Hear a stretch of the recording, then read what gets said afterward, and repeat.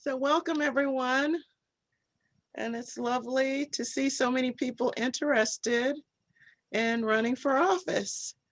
Um, my name is Willa Fuller, and I'm the Executive Director of Florida Nurses Association. And we also have some current board members online who are invited to share since they have real world experience with being on the board. So if you have questions, please feel free to ask them. You can stop me at any time, or you can ask in the chat, and Caitlin will be watching the chat, and then we can share at the end.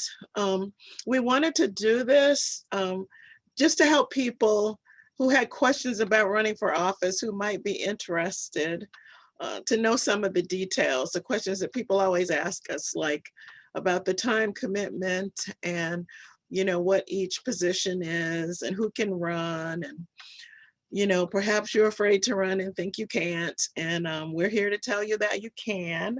And we want you to feel perfectly confident in doing that. So we will share a few things with you tonight, and hopefully you'll make a decision to become an FNA leader. So this is our current nominating committee. We lost a member, but we do have several people who are in the queue who would like to be appointed. So that will be filled soon. We have Jane Gale Boyd, Bonnie Fuller, Randy Jackson, and Stephanie Lamanna, who will serve as the chair of the nominating committee this year. So here's some information about elections. They are overseen by our nominating committee, and our nominating committee is elected just like the members of the board. And if you are a member of the nominating committee, so you know this for the future, then you can't run for a board position the next time up. You could run after that. But if you want to run as a member of the nominating committee, you would have to step down. So our elections are held every 2 years, and the terms of offices are 2 years. Another point is that you can run for the same position twice, and then you can run for another position twice. So you can be on the board for a total of 8 years. All members in good standing who have been members for 6 months are able to run. And all positions except president are up for election. And our future president, Jan Adams, is on the call with us. And she can help to answer your questions as well. Meetings of the board are quarterly, and they could be face-to-face or electronic. In normal times, face-to-face is preferred. And we will see what happens with that after this is over.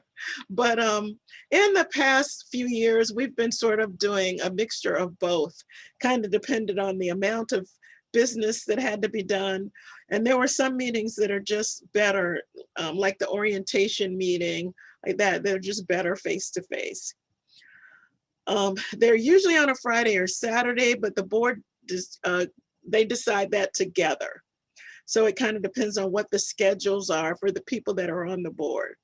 And it could be on a different day. It's just that it has tended to work better on Friday or Saturday. And so I think I already covered that.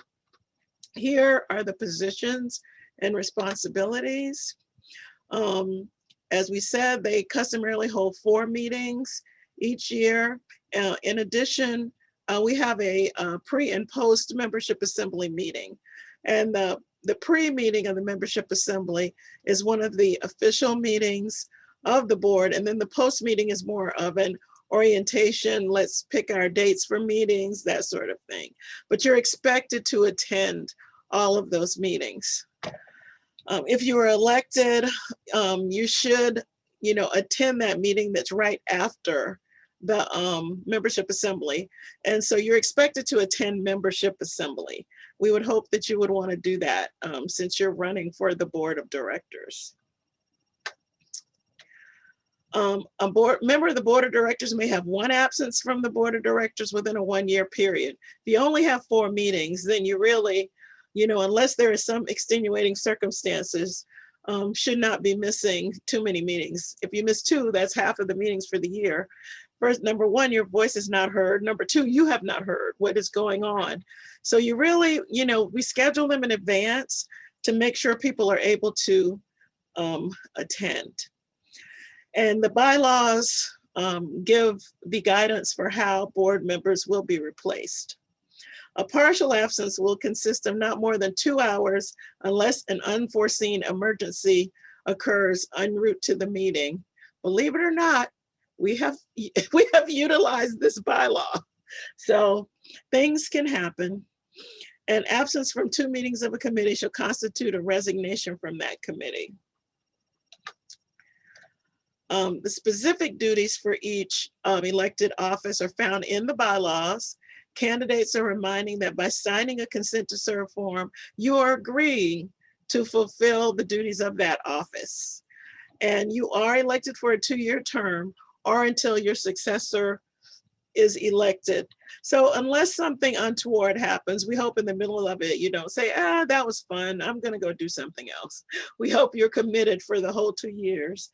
And I'm going to tell you that it is engaging, and I will even say fun enough that most people stay for all of that time. We've had people maybe get jobs in other states or something that why they leave, but generally they don't just drop off and run away. So as far as the president, the president formulates the agenda for the board meeting with the executive director, presides over all meetings, and the it's not House of Delegates anymore, it's membership assembly. Our membership assembly used to be the House of Delegates. Serve as ex officio member of FNA committees, except for the nominating and bylaws committees. Represent FNA at local, state, national meetings or select a designee. Makes appointments to the standing committees and other committees of the association. They attend the ANA membership assembly and serve as a state representative to the membership assembly. Keep abreast of all ANA news and events, and the president receives constant information from ANA. So it's pretty easy to keep abreast. Plus they have a website you can go on and look things up. And it helps you keep abreast of what's happening in other states. Sometimes we learn from other states to inform what we do. Attend leadership council meetings of the ANA, and that's usually in December and June. And keep frequent communication with FNA board staff and structural unit leadership. The president-elect serves as assistant to the president. In the absence of the president or the vice president, they can assume the duties of the president, and they serve on or chair committees as needed, and they represent the board at meetings and functions as requested. Like for right now, Jan represents FNA on the Quinn Council, among other things, but that was an official appointment that she got. The vice president, in the absence of the president, assumes the duties of the president, serves on or chairs committee as needed. They represent the board at meetings and functions as requested, and serves as chair of the membership committee. One thing I'd like to say too, like this sounds very like it might be dry, but board meetings are very active. There's lots of things to make decisions on. There's lots of opinions. They're very spirited. And so it's not really a very cut and dry job. I would say that it's a pretty engaging and an exciting job. You know, some of the decisions that they have to make, for instance, about the budget. And, you know, in past years, we had a very tight budget. So we were kind of, I wouldn't even say debating, but discussing a lot. Like, what will we do? What will we not do? And currently, we've had a surge in membership. So the budget is not so tight. So the discussion is more about what can we do? So, so we have some extra money that we want to do some innovative things. And Marva is very excited. So, so it's it can be, you know, pretty exciting. And then the secretary, of course, attends the board meetings, takes minutes, and other official meetings of the board. They also take minutes of the finance committee or any other groups like that, and then just participate on the board like everyone else. The treasurer, of course, reports to the board of directors the financial status of FNA at each meeting, serves as chair of the finance committee. The finance committee usually meets sometime before a board meeting, because sometimes there's an extra decision to make a recommendation to the board. And members of the board also, there's a composition of the finance committee, and some members of the board also serve on the finance committee. And so that's something, if you're interested in finance, or maybe you're gonna enter the board is one thing, but then maybe down the road, you might want to be treasurer, so you could serve on the finance committee. Just something to think about. And then make a full report of the financial standing at each FNA convention and work with the ED to oversee the budget. You know, and I want you to think a little differently about finance committee, treasurer. You know, sometimes you belong to an organization and every time you go to a meeting, you're like, okay, we have $32.52. And that's not how it goes. It's really a budget. We want you to learn what it looks like. We want you to learn what it means, how to read it, not just, you know, say, well, yeah, if you think so, we'll vote for that. No, we want you to really look at it, learn about it, talk about the ins and outs of it, ask questions, because it's a big budget and you are responsible for it. The region directors, we have directors according to the regions in which they live. They also attend the board meetings. The 3 of them are usually in Orlando when we don't have a pandemic. Sometimes they're electronic. We're going to see how everybody rolls back into normal when we can, which is not quite yet. They keep talking about these variants and things, but we are planning the latter half of the year to try some face-to-face meetings. So starting with membership assembly. So you need to plan on attending the membership assembly, review all the preparatory reports and materials prior to the board meeting, serve as your liaison to your region that you're elected to, prepare a brief, concise report of anything that you've done related to FNA, and serve on your committees as appointed. If you're a task force chair, you know, that might happen. Like currently we have 3 task forces that are starting up, and some of the boards are serving as the board members are serving as the facilitators. Attend any conference calls as needed. And then also region directors serve as official representatives of FNA when requested. And sometimes that is going to speak at a class or, you know, going to speak to a legislator, that sort of thing. And you get support for doing any of those things. And you should be accessible through email. These are our regions. So this will help you to know what you would represent if you ran for a region director. I'll tell you, do not be shy or afraid to run for region director, because one thing as a board member you get is staff support. You know, Caitlin is the staff sort of facilitator for the regions. And she also made this beautiful PowerPoint for me, as well as many other things that Caitlin does. But Caitlin kind of oversees the regions and helps you like with your activities. So if you think you want to have something, whether it be a virtual or face-to-face meeting, you would have staff support for that.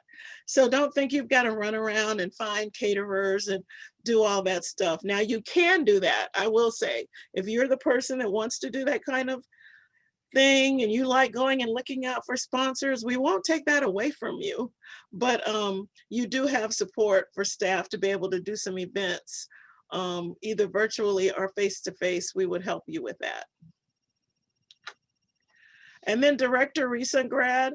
This is a person who's graduated in the past 5 years, and they are a full member of the FNA Board of Directors. And they create programs and activities that are specific to those entering the profession as a recent grad.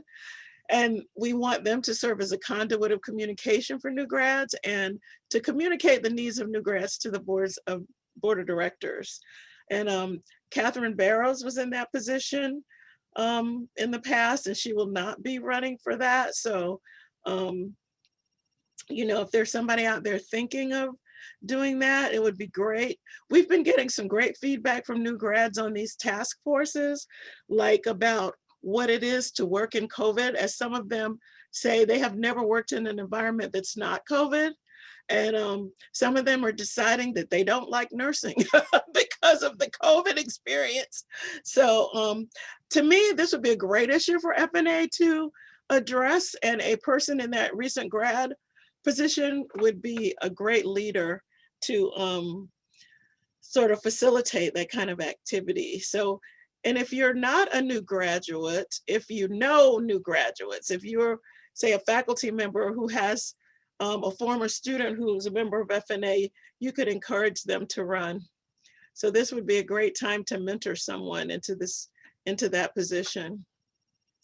And then representatives to the ANA Membership Assembly. Oh, what did I do? Representatives to the ANA Membership Assembly are also elected during this election. And so the president and the president-elect are on the ballot to be elected for this position, but we currently have 2 additional slots for representatives, which any member can run for. And with our membership increase, we may even have an additional representative, because it's a proportional representation.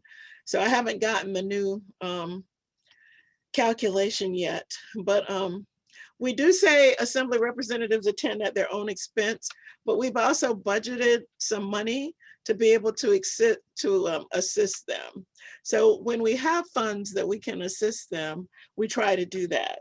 And in this year's budget, there are funds to help that person attend if it is face-to-face, but this year it will be virtual. But if you run, you're in that position for 2 years. So next year it might be face-to-face. So it's just something for you to know if you're considering that role. And then nominating committee member.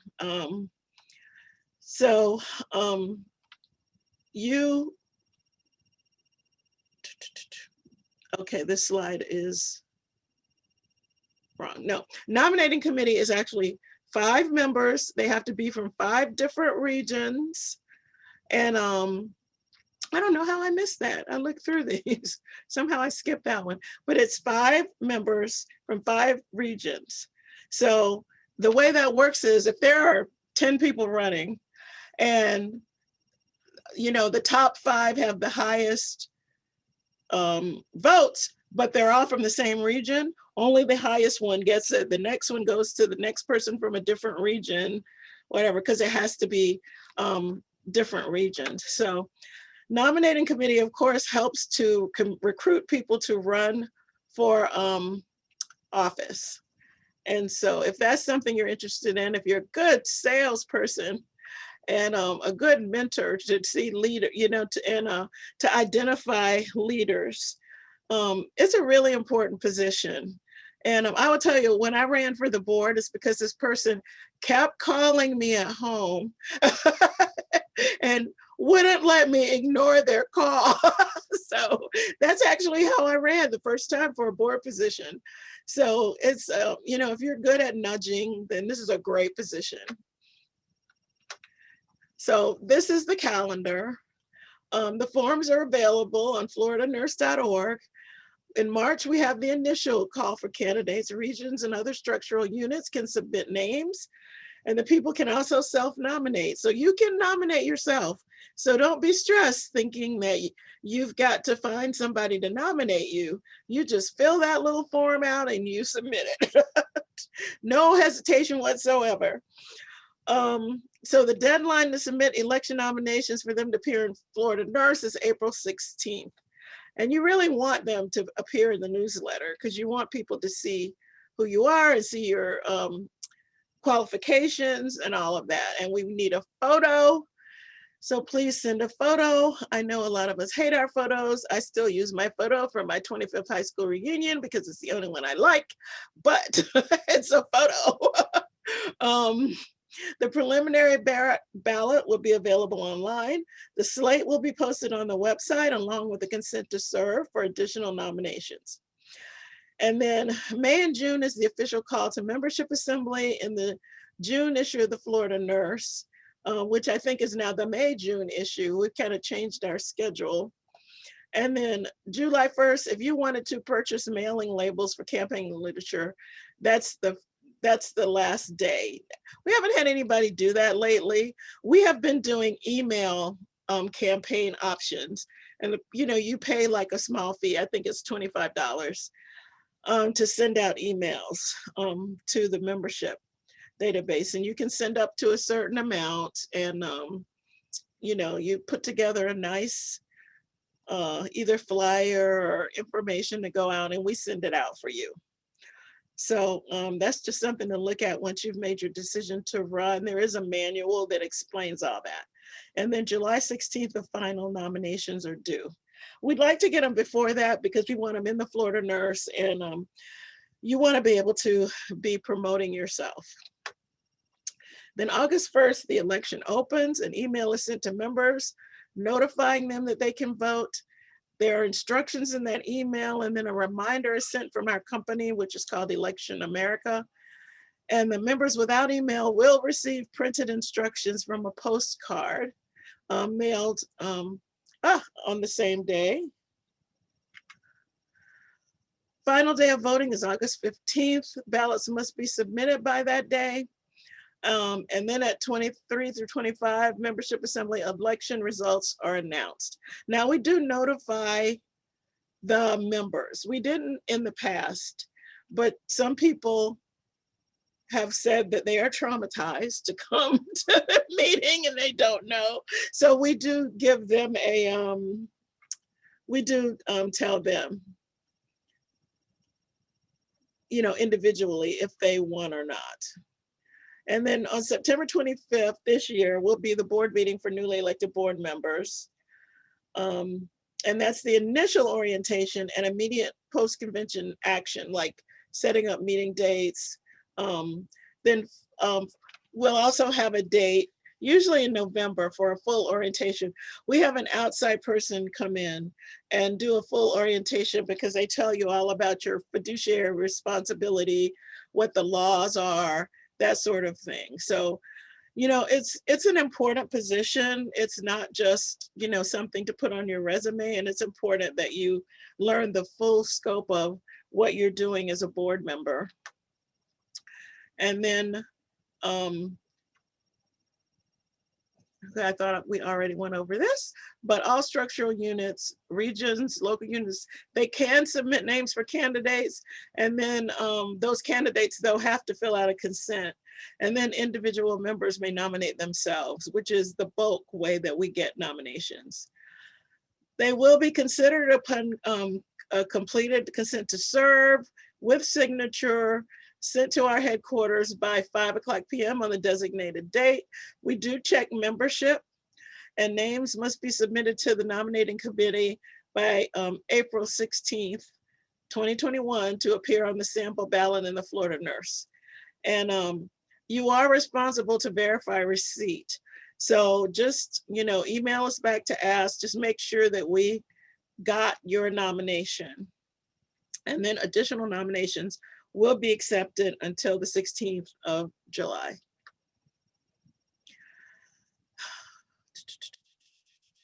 So we get the names of candidates and then prepare 2 ballots in conformity with our bylaws.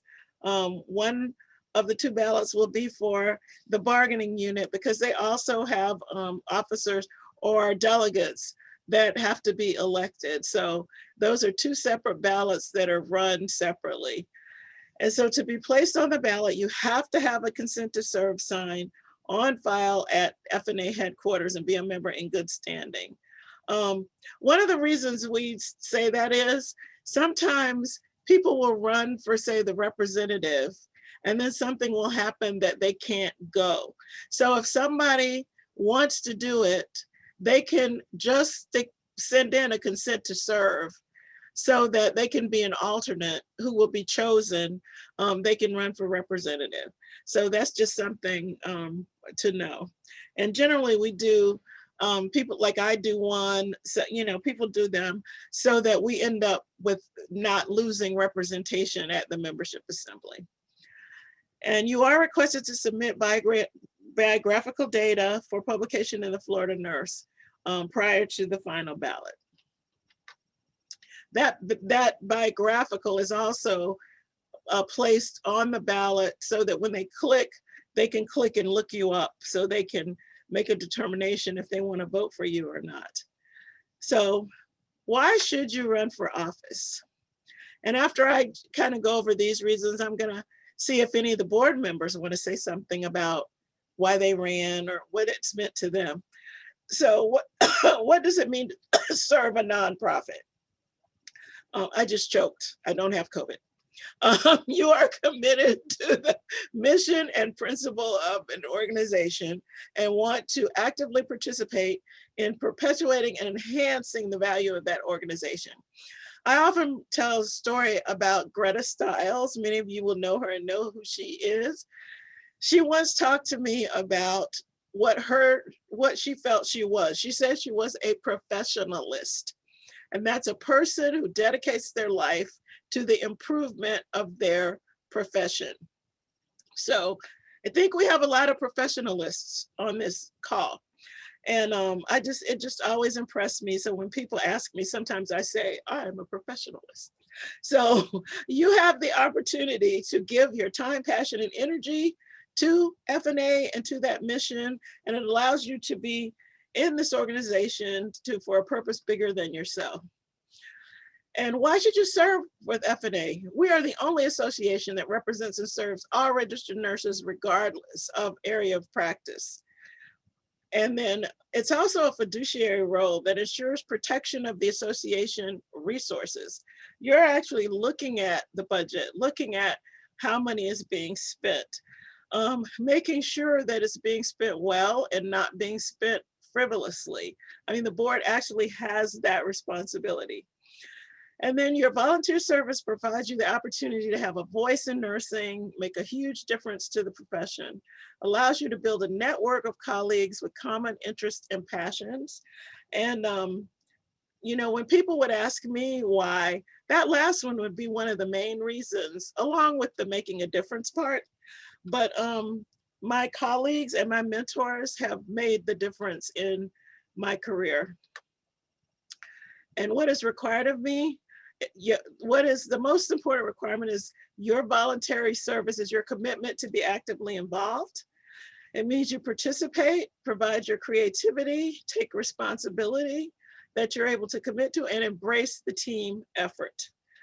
Secondary elements you will need to evaluate are the time, budget, and meeting commitments throughout the year. And what will service mean? The more you do, the more you receive. Both professionally and personally. And you'll get a sense of satisfaction from giving back to the profession. And it's the opportunity to grow professionally as a leader. You know, I think of myself as a servant leader. I really have done this for all the years of my career to serve patients, to serve members. And if you think of it in that way, it gives you a little different feel about what it is to join your association. And we just want to make this statement that FNA has a commitment to diversity at every level of service. And it means race, gender, age, personality types, sexual orientation, gender identity, and geographic locations, just to name a few.